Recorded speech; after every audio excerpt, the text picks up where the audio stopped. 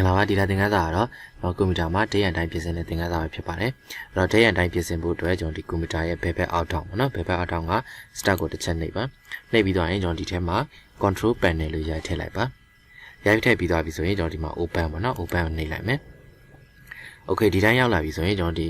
day and time ပေါ့နော် day and time ဆိုတဲ့စလုံးကိုလိုက်ရှာပါပြီးတော့ကျွန်တော်ဒီ day and time ကိုကလေးတစ်ချက်နှိပ်ပြီးဝင်လိုက်ပေါ့နော်ဝင်လိုက်ပြီဆိုရင်ကျွန်တော်ဒီမှာ day and time အတွက် pause လေးကြာလာပြီဆိုရင်ကျွန်တော်ဒီပေါ်က day and time ပေါ့နော်ကျွန်တော်ဒီမှာ change day and time ဆိုတာရှိတယ်အဲ့တော့ကိုယ့်ရဲ့ day ကမှားနေခဲ့တယ်ပေါ့နော်မှားနေခဲ့တယ်ဆိုရင်ဒီ change and day and time ဆိုတာကိုတစ်ချက်နှိပ်ပါ okay တစ်ချက်နှိပ်ပြီးတော့ကျွန်တော်ဒီမှာ date တွေပေါ့နော်မှားနေခဲ့တယ်ဆိုတော့ကျွန်တော်ဒီမှာလိုက်ပြီးတော့ပြင်ဆင်ပေါ့နော် okay နိုင်ကတော့ကျွန်တော်ဒီအပေါ်အောက်များလေးရကြတော့ကျွန်တော်ဒီနိုင်အတိုးအလျှော့ပေါ့နော်အဲ့တော့ကျွန်တော်ဒီမှာအခုကနိုင်ဖြစ်နေဗျာဒီ minute ကိုသွားခြင်းလဲဆို keyboard ကနေ tab tab နော် tab ကိုတစ်ချက်နှိပ်လိုက် tab tab ဆိုတာစလုံး tab tab ကိုပြောမှာနော် tab ကိုပြောပါ tab ကိုတစ်ချက်နှိပ်လိုက်ပြီးရင်ကျွန်တော်ဒီမှာပြင်ဆင်ပေါ့ဒီတိုင်းပြင်ဆင်ပေါ့နော်second သွားခြင်း tab တစ်ချက်ထပ်နှိပ် ambm သွားခြင်း tab တစ်ချက်ထပ်နှိပ်ဟုတ်ပြီနော်ပြီးတော့ကျွန်တော်ပြင်ဆင်ပြီးသွားပြီဆိုရင်တော့ဒါ okay နှိပ်လိုက်ပေါ့ဒါဆိုရင်ကျွန်တော် day and time မှန်သွားပြီပေါ့နော် okay နောက်ထပ်ကကျွန်တော်ဒီဟာက change day and change calendar setting ပေါ့နော်ဒါလေးကိုကျွန်တော်တစ်ချက်ထားဝင်မယ်ဒီဟာကြကျွန်တော်ဘာတွေလဲဆိုတော့ date format နေပေါ့နော်ဒီမှာဆို short date long date short time long time ဆိုတာရှိတယ်အဲ့တော့ short date ကိုကျွန်တော်အရင်ရှင်းပြမယ်ဒီမှာဆို ddmyy နဲ့အဲ့တော့ d ကကျွန်တော်အရှည်ဆုံးဆိုရင် day ပေါ့ဗျာ m က month y က year ပေါ့အကယ်၍ကျွန်တော်တို့ကပေါ်ဒီကျွန်တော်တို့ဒီကွန်ပျူတာမှာပေါ်နေတာတွေက day and time တွေကပြောင်းပြန်ဖြစ်နေရပေါ့ဗျာပြောင်းပြန်ဖြစ်နေရကျွန်တော်တို့ဒီတခြားနိုင်ငံတွေပေါ့ဥရောပတို့ဘာလို့ကြာ day and time တို့ပြောင်းပြန်ယူတာလောက်အရင်ယူရဲပြီးမှကျွန်တော် date ကိုအလယ်မှာထားတယ်ပြီးမှ y ထားတယ်အဲ့ဒါကြောင့်ကျွန်တော်တို့ကြည့်လို့အဆင်မပြေဘူးဆိုရင် ddmyy ပေါ့နော်ဒီ date format ကျွန်တော်တို့ဒီအရှိတစ်ခုပေါ့နော်ဒီအရှိတစ်ခုမှာပြင်ဆင်လိုက်ပြီမဲ့သူကမှန်တော့မှန်သွားတယ် date format တွေကပြောင်းပြန်နေဖြစ်နေတယ်ဆိုရင်ကျွန်တော်ဒီမှာ short date ပေါ့နော် short date မှာ ddmyy ပေါ့နော်ဒါကိုလာပြင်ပါပြင်ပြီးတော့ကျွန်တော် long date ကလည်းကျွန်တော်ဒီထဲမှာကိုရွေးချယ်ချင်တာရွေးချယ်ပေါ့နော်ဒီမှာလိုက်ပြီးတော့ရွေးချယ်ပေါ့short time တိုင်းရကြတော့ကျွန်တော်9 minute second ပေါ့နော်9 minute second 9 minute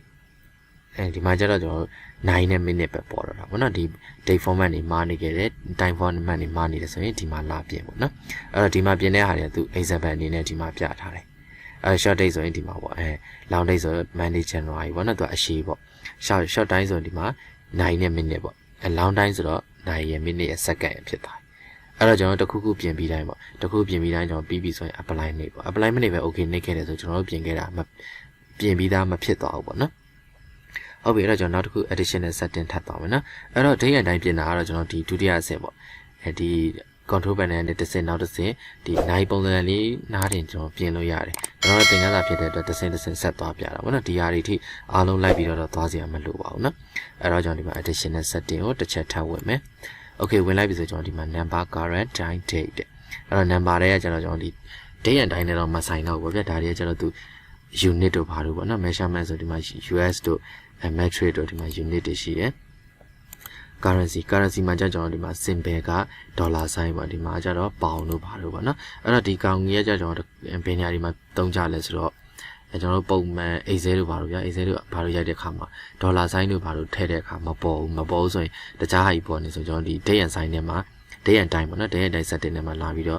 ဒီ setting တချို့ထပ်ပြီးတော့ပြင်ဆင်ရတော့ပေါ့နော်ဒါကတော့ day and time နဲ့ပေါ့မဆိုင်တော့ဘူးပေါ့နော်အဲ့လိုတဲ့အခါကျမှကျွန်တော်ဒီထဲမှာလာပြီးတော့ပြင်ဆင်ရတာပေါ့နော်တောင်တန်လည်းမမားတော့မမားပါဘူးကိုကတခုခုလျှောက်ပြီးပြင်ဆင်လိုက်လို့ဒါမှားသွားတာပေါ့နော်ပုံမှန်တော့သူဒီတိုင်းပဲရှိတာပေါ့နော်အဲ့တော့ကျွန်တော်ဒီထဲမှာတခုပြင်ဆင်လိုက်တယ်ဗျာပြင်ဆင်ပြီး original တိုင်းပြန်ဖြစ်ချင်တယ်ဆိုရင်ကျွန်တော်ဒီမှာ restart ဆိုတာရှိတယ်ဒီ restart လေးကိုပြန်နှိပ်လိုက်အဲ့ဒါကျွန်တော် original တိုင်းပြန်ဖြစ်သွားမှာနော်ဟုတ်ပြီအဲ့တော့ကျွန်တော်ဒီမှာ date နဲ့ time ကကြတော့ကျွန်တော်ဒီမှာ short date long date ဒီမှာလည်း short date long date ရှိတယ်ဒီနှစ်ခုကဘာကွာလဲဆိုတော့ဒီဟာကျတော့သူက template သူ original ပေးထားတဲ့ဟာကိုရွေးလို့ရတယ်ကျွန်တော်တို့ကကြဒီတစ်ခုပေါ့နော်ဒီတစ်ခုကိုကျတော့ကျွန်တော်တို့ကရွေးလို့လည်းရတယ်ကိုယ်အဆင်ပြေတာလည်းကျွန်တော်တို့ကဒီထဲမှာပေါ့နော်ဒီထဲမှာကျွန်တော်တို့ကရိုက်ထည့်လို့ရတယ်ဥပမာပြကျွန်တော်တို့ကနိုင် minute second ပေါ့အဲ့ထဲမှာကျွန်တော် m နှလုံးလိုချင်တယ် m 3လိုချင်တယ်ဆိုရင်ဒီမှာ click နှိပ်ပြီးတော့ကျွန်တော်နောက်တစ်လုံးထပ်ထည့်လို့ရတယ်ဖြတ်လို့ရတယ်ဒါကြတော့ကိုပြင်ဆင်ချင်လို့ပြင်ဆင်လို့ရတာပေါ့ဗျာဒီဟာကြတော့သူက template အနေနဲ့သူပေးထားတာကိုပဲပြင်လို့ရတာပေါ့ ဟုတ်ပြီနော် okay date ကလည်းသူဒီတိုင်းပဲဒီမှာ y 3လုံးနဲ့ဖြစ်နေ4လုံးထည့်ခြင်းဒီမှာနောက်တစ်လုံးထပ်ထည့်လိုက်ဒီလိုပေါ့ m က2လုံးဖြစ်နေ3လုံးထည့်ခြင်းနောက်တစ်လုံးထပ်ထည့်လိုက်ပေါ့ဒီလိုပေါ့နော်ဒါကြောင့်ကိုပြင်ခြင်းလို့ကိုထပ်ပြီးပြင်လို့ရတာပေါ့နော်အဲ့ဒါဒီမှာတော့ဒီအရှိအဆင့်ပေါ့နော်အရှိတစ်ဆင့်မှာလည်းရတယ်ကျွန်တော်ပြင်ဆင်တာနဲ့တော့လုံလောက်ပါတယ်ထပ်ပြီးပြင်ဆင်ခြင်းနဲ့ဆိုရင်တော့ဒီထဲမှာပေါ့နော်ကိုပြင်ဆင်ခြင်းတာကဒီထဲမှာမရှိဘူးဗျာဒီထဲမှာမရှိဘူးဆိုတော့ဒီထဲမှာလာပြီးပြင်ပေါ့နော်အဲ့တော့ဒီမှာဆိုလဲသူကအထိပ္ပယ်လေးရှိတယ်နော်ဒီတစ်လုံးဒီနှလုံးဆို day ပေါ့ဒီဆိုရင်တော့ day ပေါ့ဗျာဒီ3လုံးဒီ4လုံးဆို day or week တို့ month ဒါကြောင့် m ကြတော့ man or one ကကျတော့ year တော့ဒီလိုလေးသူရဲ့ simple လေးလည်းပေးထားတာပေါ့နော်အဲ့တော့တစ်ခုခုပြင်ပြီးတိုင်းသတိထားမှာတော့ apply နှိပ်ပေါ့မပြင်ချင်ဘူးဆိုတော့ restart ပြန်နှိပ်ပေါ့ဟုတ်ပြီနော်အဲ့တော့ကျွန်တော်တို့ဒီကောင်လေးပေးလိုက်တော့မယ်အဓိကတော့ကျွန်တော်ဒီနားလောက်ထဲကလည်းအဆင်ပြေတတ်ပါတယ်နော် date format မှာနေရင်လည်းကျွန်တော်ဒီ calendar setting နဲ့ထပ်ပြင်တာပေါ့ဟုတ်ပြီတော့ကျွန်တော်ဒီကောင်ပိတ်မယ်ပိတ်ပြီးကျွန်တော်တစ်ခုအရေးကြီးတာတစ်ခုပေါ့အရေးကြီးတာတစ်ခုဒီမှာ time zone အဲ့တော့ time zone ကကျွန်တော်တို့ YTC plus 6 နာရီခွဲရန်ကုန်ဆိုပြီးဖြစ်နေရမယ်အဲ့တော့ကျွန်တော်တို့တခြားနိုင်ငံတွေပေါ့တခြားနိုင်ငံတွေဖြစ်နေဆိုကျွန်တော် date setting တွေပြင်နေတော့တစ်ခါလေးပြန်ပြီးမှားသွားတတ်တယ်ဗျအဲ့တော့ change time zone ဆိုတစ်ချက်နှိပ်မယ်နှိပ်ပြီးတော့ကျွန်တော်ဒီရန်ကုန်ပေါ့နော်ရန်ကုန်လို့လိုက်ရှာမယ်နော်မြန်မာလို့လိုက်ရှာရင်မရှိပါဘူးအဲ့တော့ဒီမြားလေးပေါ့မှားနေကြတယ်ဆိုရင်ဒီမြားလေးကိုနှိပ်ပြီးတော့ရန်ကုန်ကိုလိုက်ရှာပေါ့နော်ပြီးသွားပြီဆိုတော့ကျွန်တော် okay နှိပ်ပေါ့ okay နှိပ်ပြီးဒီနေရာရရင် apply နှိပ်ပြီးမှ okay နှိပ်ဒါဆိုရင်ကျွန်တော် date and time setting ဒါမှန်သွားပြီပေါ့ဟုတ်ပြီနော် okay ဒါဆိုရင်တော့ကျွန်တော်ဒီသင်ခန်းစာကိုအားလုံးနားလည်မှထင်ပါတယ်